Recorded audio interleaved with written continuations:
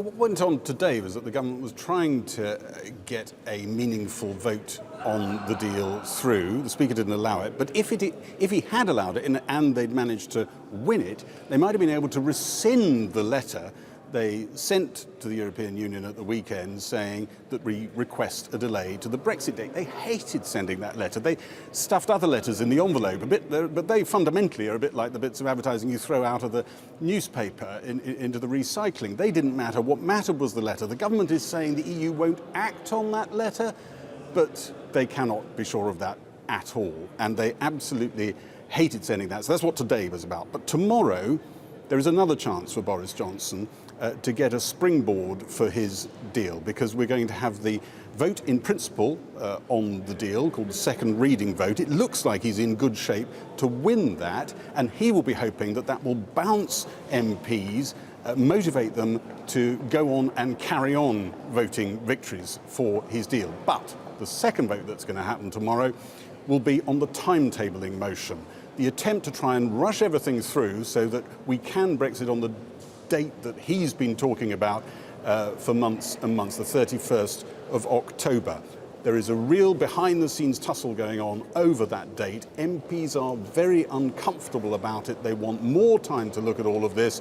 He's not budging on the 31st of October date, so that could be a moment when actually he loses a vote. But it's not entirely clear whether he would lose other votes. If he was willing to go with a longer process, he might well not lose other votes. So if he can cope with the delay that goes beyond that iconic date, maybe, just maybe, things are turning for him. It's a bit at the moment when you're in here, a bit like looking at one of the end stages of a chess game, when in this case the government appears to be winning, but the other side still have quite a few moves left, but none of them are necessarily going to lead to victory. That's a bit what it looks like, but then of course this is Brexit, not chess.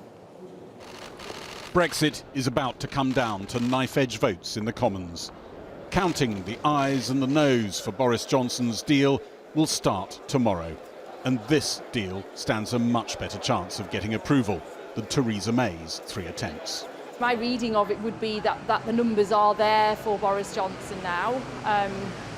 I don't include me in that, but the numbers are there for a deal. You accept on the mathematics, on the numbers inside Parliament, he might be moving towards victory. That may be the case, but I've really learnt to expect the unexpected with this. There will be a vote in principle on the Brexit deal bill, the second reading tomorrow, and the government is now confident it'll win that, with some Labour MPs helping it over the line. What sort of Brexit does this House that has been elected back in 2017 want to see? We can't do that unless we get into the debate at committee stage, and so we should support this going through at second reading. Well, I think people will get quite a shock in here at how many will vote for the second reading of the withdrawal bill. If, as I expect, that's put tomorrow and voted on tomorrow night, it's going to be a lot higher than people realise. The government had hoped it could kick off a winning streak with a victory today, with a vote on the deal. The Speaker ruled that would be breaking the rule that says you can't browbeat Parliament, putting the same resolution twice. In summary, today's motion is in substance the same as Saturday's motion, and the House has decided the matter. It is becoming remarkable how often you please one lot and not the other lot. And can I just alert you and the House, Mr. Speaker, to the fact that my committee will be holding a hearing on the role of the Speaker. It has to be said, somewhat in the light of the experience of recent months. If the government had been allowed to have the vote it wanted to today and won it, it would have allowed it to withdraw the letter it was forced by law to send the EU on Saturday, requesting a 3-month delay. Boris Johnson's biggest challenge tomorrow might be the timetabling motion he wants to pass to speed up parliamentary debate and exit on 31st October. MPs opposed to that will argue that the Brexit Secretary's confusion today over what the measures really mean underlines how scrutiny must not be rushed. Under your proposals, will Northern Ireland businesses that trade with Great Britain have to complete export declarations? From Northern Ireland to Great Britain, no, because we've said in terms of from Northern Ireland to GB that it will be frictionless. And so, no, there wouldn't be exports. The Union Customs Code, I believe, says that when they leave the customs union, goods do have to complete these declarations. I would have to come back and write to you on that. Could I also, just come back to Lord Wood, because he asked a very fair question on declarations. Just to be clear, the exit summary declarations will be required in terms of Northern Ireland to GB. The government insists that EU leaders meeting Boris Johnson last week don't want to grant the delay to Brexit, which MPs forced the Prime Minister to request. Michael Gove told MPs the measure, designed to avoid no deal, made it more likely. I fear, take the appropriate steps now to prepare for the increased possibility that the legal default position will follow and we will leave on October the 31st without a deal. The clear advice to me from officials is that we must now intensify contingency arrangements. The government hopes it can ratchet up fears, but some aren't listening. I can really no longer accept anything that the Prime Minister says to me. I've watched too many examples, even in the last 8 weeks, of a Prime Minister who just tells lies. When MPs reassemble tomorrow, Boris Johnson will be hoping for a vote that launches his deal on an unstoppable parliamentary journey. Gary Gibbon reporting. Well, now joining me now is Labour's Caroline Flint, who is defying her party and backing Boris Johnson's deal. Why, Caroline Flint? Well, I'm backing the deal that's been agreed by 27 members of the European Union and also the United Kingdom. And why? Because I think we've had many, many days now, over 1,200, to respect the outcome of the referendum of 2016 and deliver a deal. And, you know, a few weeks ago, people were saying that was not going to be possible. There is no way that this government could secure a deal with the European Union.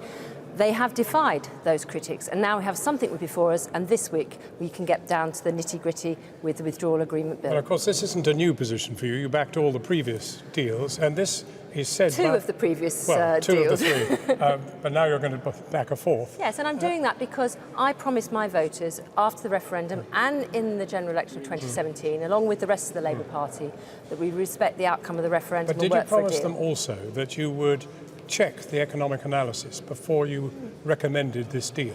Of course, I've been looking at everybody's opinion on what our economy would be like. Economic analysis. Yes, I understand about what some of the economic analysis is saying, is that it's not as good as May's deal, but I also think when it comes to our economy and looking forward, there is bound to be a situation, given the changes we're going through, that will have some impact. But the question is that for the short or is it for the medium term? Well, we won't know. We won't know because but Sajid Javid says there's no need to publish any economic analysis. It's not being done.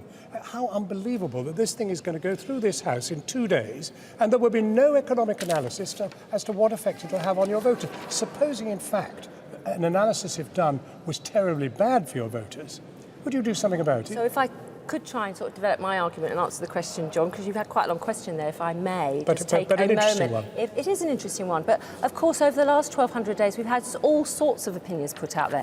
Every time something happens that's not great for the British economy, Remainers come out and say that must be Brexit. Every time something happens that's good for the British economy, there's a really good announcement happening at my local airport tomorrow, people don't mention that in relation to Brexit.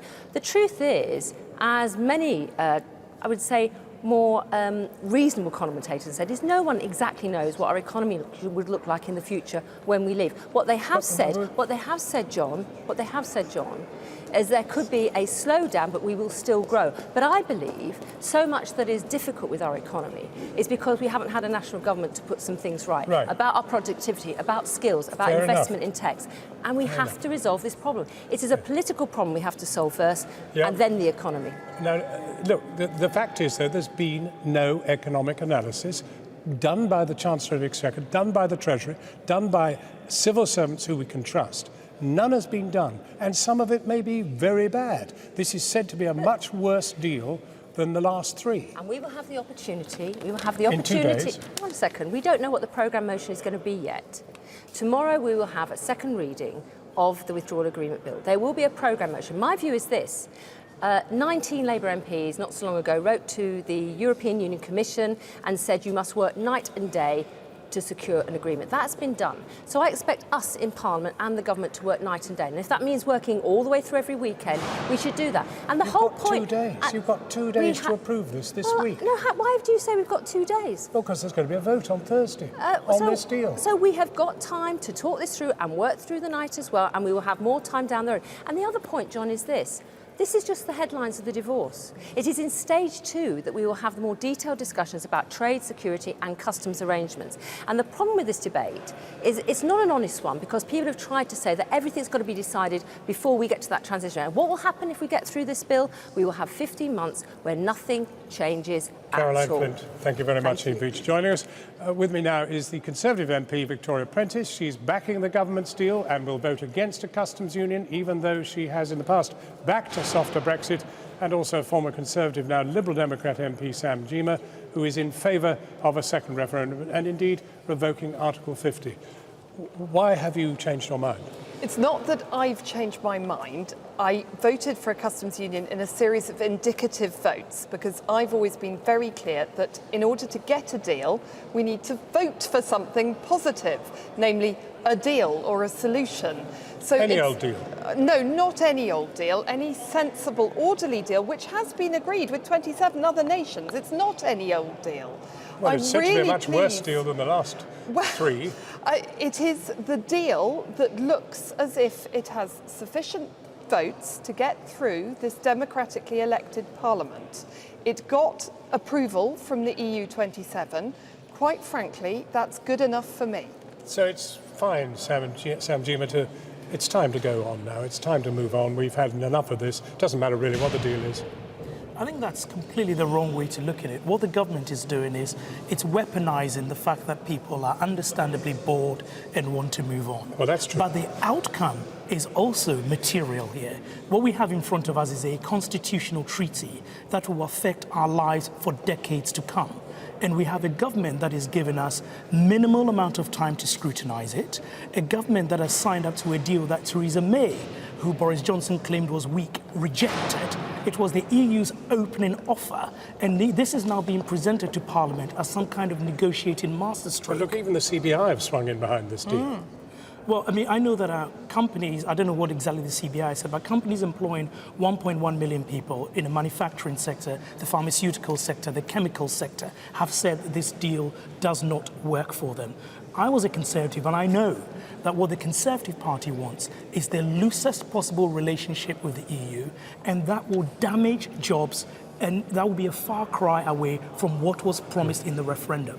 But they know that is the only thing they can do if they want to defeat Nigel Farage. That is what is driving them. That's certainly not what I want. What I want is a really good relationship with our friends and neighbours in the EU, but I think that's impossible to achieve unless we leave in an orderly way with a deal. So we have to do a deal positively. It's not just a case of saying no to everything. So would you be open to a customs union, which you used to support? I mean, if in fact they say, look, we'd love a deal in which we have a customs union, that'll mean no tariffs between us. But John, I don't think you can get that through this House. We have to get the synergy. Again, the reason is the Conservative Party will not accept that because they want the hardest form of Brexit. Well, we're seeing as the Liberal Sam, I'm Democrats still a Conservative MP. You're not. I know the Conservative Party. So do I, and I'm in it. And that's not at all the position is, my position. The position is that we have to get the deal through this House. We have been elected to do that. People are not just fed up, they're frightened and worried about the prospect of more uncertainty. But what a terrible reason to do anything. If people are frightened, surely the thing to do is to start again or perhaps abandon it altogether. People are frightened because politicians have not been honest with them how complicated and how long this process will take. The 31st of October deadline, which Boris Johnson decided to fetishize, was his choice. This is always going to take long. I think the way to move forward and gain closure is if Boris has got a deal and he believes in that deal so much, allow the people to have a final say. Well, this is what they there want. is a big problem, and that, in the words of my political editor, is that you've run out of chess pieces. Your checkmate, it's all over. No, I heard him when he said that, and I said, actually, what Parliament could do in the next week is kick the chessboard completely away. I think it's very simple. As Caroline said, we voted 3 years ago, more than 3 years ago, to leave the EU. I might not have been in agreement with that, Sam might not have been in agreement with that, but that is what the people decided. If we are Democrats, we absolutely have to deliver that decision. But if you're a Democrat, surely you have to tell the people the truth about the deal. Completely, I agree with you. Sajid Javid says there is no need for economic analysis. Heaven preserve us. I mean, he's there the Chancellor of the will Exchequer. be a lot of time, as Caroline said to you a few minutes ago, to scrutinise the details of the future arrangement. We have got years ahead of us. I wish I could say that this was the end of Brexit, but it isn't. But we have to get this stage done. You're essentially asking Parliament to give Boris Johnson a blank cheque in the name of respecting the referendum.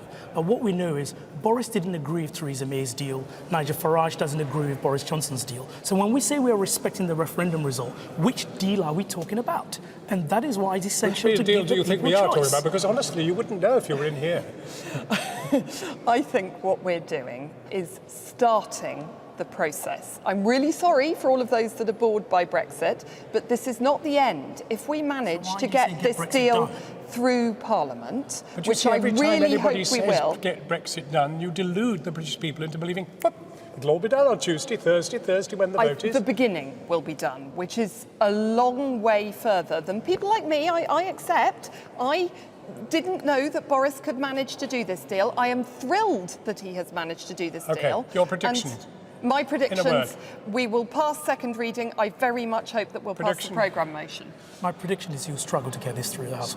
He will struggle? Yes. Sam and Gina, Victoria Prentice, thank you both very much. Delightful to talk to you. Matt, it's your turn now in the studio. Thanks, John. Well, while politicians haggle, as you just heard, about Boris Johnson's deal, many businesses are asking, if it passes, what will it mean for them? The Chancellor, Sajid Javid, is obviously confident, but not everybody is sold. Minnie Stevenson reports from Walsall on the uncertainty felt by many business leaders over what exactly they will face if the deal goes through. This family manufacturing business in the West Midlands makes household fixtures and fittings. Trading since 1868, they know all about playing the long game. But while there was much noise of a Brexit breakthrough, a lack of progress in Parliament has taken the sheen off Boris Johnson's deal on the factory floor. Well, I think this morning is quite typical of previous Monday mornings where there's no real movement forward. It's a feeling of frustration. We got to kind of Super Saturday where everybody said, OK, this is the key day, we're going to move on now. And more frustration. We look at Parliament for somebody will lead by example, somebody will build confidence in the country, providing kind of, a stability that we can work with, and that's just not what we're getting. For businesses, the vast majority of the new 600-page deal is very similar to Theresa May's, but under closer inspection there are key differences which continue to emerge. The previous agreements to pay the £33 billion EU divorce bill and guarantee of citizens' rights stay under Boris Johnson's deal. And while there will be no customs checks at the Irish border, instead, goods arriving in Northern Ireland will require customs forms and may have duty charged in case they are moved onto the Republic of Ireland. And in a blow to business, today it emerged in a government hearing that the same rule would apply for companies in Northern Ireland sending goods to the rest of the UK. Something that seemed to confuse even the Brexit secretary. If they're moving goods to Northern Ireland, they're not exporting. From Northern Ireland to Great Britain. From Northern Ireland to Great Britain, no. Just to be clear, the exit summary declarations will be required in terms of Northern Ireland to GB. So that's more red tape in both directions then. Now, of course, if Boris Johnson's deal does pass, then for businesses like this who trade with Northern Ireland, they could face a new, costly and complicated customs process just to get their goods into Northern Ireland.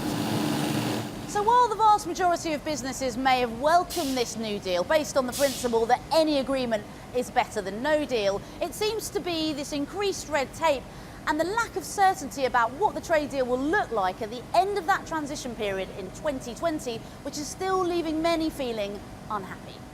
The withdrawal agreement is just that. It doesn't solve the problems going forward of fleshing out a new economic relationship with Europe. And even if we're talking a limited free trade agreement of the Canada-EU variety, bear in mind that agreement took 8 years to negotiate, and a trade agreement between the European Union and Japan, which may be of a similar scope that we're contemplating, it took 9 years. Of course, the government argues there is time to secure a trade deal with the EU, avoiding a cliff edge in 2020. But there's tension over the regulations businesses will follow in the future. In Boris Johnson's agreement, keeping rules in line with Europe is an ambition, not a legal requirement. with some critics feeling standards will be eroded. Meanwhile, minutiae aside, many here are suffering from Brexit fatigue. We should be out of it by now. Instead of keep dragging it on and dragging it on, what they're playing at? What we're paying them for? Just sitting on the back sides. I feel let down again by MPs, big style. Oh my God, I just want it to all end. When is it going to all end? Life or Brexit? Brexit. OK. And that's just how business is feeling too, desperate for certainty, something which is still in short supply. Minister Stevenson there. Well, we're now joined by Francis O'Grady, the General Secretary of the TUC, and by Mark Littlewood of the free market think tank, the Institute of Economic Affairs, which has been arguing for lower taxes and fewer regulations for decades. Welcome to you both. Let me start with you, Mark. I mean, bit odd, isn't it? The Chancellor of the Exchequer, the man in charge of the money, saying we don't need an impact assessment because we have no need for it because we know about the benefits of this deal. They're self-evident. Well, I think the problem there is if you believe that there is some objective truth out there and a bunch of civil servants and economists, however well-meaning, can give you the absolute hard facts of exactly what GDP will be. Well, they might give you a range of numbers to deal with. Well, I mean, I'd allow civil society to have those sort of arguments. I think we've been arguing for 3.5 years about whether this is going to work or not, and sincere people of good faith take very different views on it. There's no objective truth out there. But sincere people of good faith who run businesses also want some degree of certainty. So a couple of numbers out there concocted by people who've got the research available would be helpful, wouldn't it? I'm not sure how much it would help businesses. What they want to know is what sort of rules and regulations they're going to face in the short term, the medium term and the long term. And it's only really the short term that you can guide them on. We don't know what government will be under in 2 years' time, 5 years' time, 10 years' time. That is a fair point, isn't it, though? Because we don't even know what kind of trading relationship we're going to fashion with the European Union. So any assessment done today will be, irrelevant or outdated by, sometime next year. Well, this matters. This matters to people's jobs, their livelihoods and their rights at work. And the nearest assessment we've got from the government's own advice is that a free trade agreement would shrink the economy by up to 6%. That means manufacturing would take a hit, jobs and livelihoods and wages would take a hit. And of course, we also know that the government wants to abandon any notion of a level playing field on workers' rights. And that's about, I'm afraid, a licence to rip up workers' rights. That is a fair point, isn't it? I mean, big businesses, like the businesses that you represent... I don't represent any businesses. But you're paid for by businesses, aren't you? Well, we're paid for mainly by individual donors, actually. And they have a lot to benefit from the kind of lack of regulation that you like to see as a result of this change in listen, you might be of the view that the European Union is a regulatory nirvana, that it has perfectly calibrated every single rule in the interest of the British economy. Or you might take the view, and this would be my approach to it, let's look at the rule book. I mean, we don't automatically have to abandon any of these rules by leaving. Brexit is neutral on that point. The question is, I think we should methodically go through them and say, are they fit for purpose? And I think it would be a strange conclusion if we actually decided that every jot, dot and comma of EU regulation we're inheriting is perfect. I asked Michael Gove last Thursday, we asked whether he would guarantee that workers' rights would keep pace in Britain. He was not prepared to give us that guarantee. But that's a question for a general election. I asked him, well, I'm afraid there are people wondering what's going to happen to their parental leave, to their rights to consultation on TUPE and redundancy, unfair dismissal. We want to know if that level playing field is guaranteed, legally binding, and you will hold this government to account at the polls. Well, we will hold them to account now because this matters for people's livelihoods. Sure, and that's a matter for talking about it in debate. Abstract, I'm afraid, just doesn't cut the ice. It should be discussed between the political parties. People we'll have different views happens, on what those rights should be. But we're very sure that this is a bad deal for working people, and MPs should vote against it. OK, but just to be clear, Mark, you want to see as little regulation as possible. You want, therefore, you don't like... Less. I'm not sure I'd say as little as... I wouldn't burn the entire rule book. And who are you... I mean, who would benefit from this? And are any of the people who would benefit from this pouring money into your organisation? Well, I don't think so. I mean, that's not why we argue for lower regulations. We're sincere free market liberals. I mean, I'll give you an example.